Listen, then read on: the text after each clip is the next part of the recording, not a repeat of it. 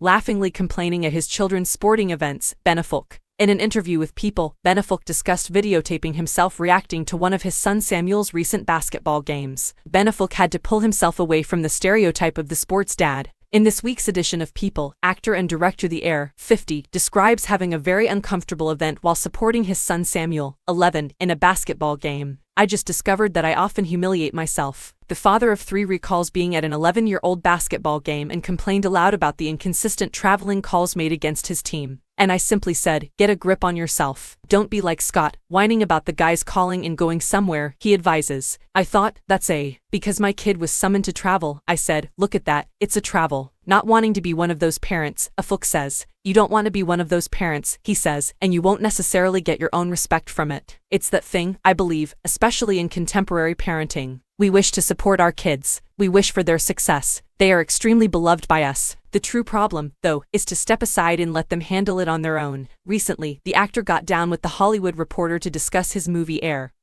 and his choice to put more of an emphasis on the production end of things. Affleck said that while residing in Los Angeles, he was looking for methods to advance his profession. I did it, in part, because I'm divorced. I have joint custody. I no longer desire to visit Georgia, New Orleans, or Austin without seeing my children, he flattened. With his ex-wife Jennifer Garner, the Argo director and actor is the father of Samuel as well as Serafina, 14, and Violet, 17. He also has stepdaughter Max and M. Lopez, who are 15 years old. That just isn't effective. These are too crucial a time. I'll regret missing them for the rest of my life if I do, he went on. I then reasoned, well, if I'm in Los Angeles, working in an office, and doing this stuff, I can leave for the basketball game or the jazz concert. I thus guard those things.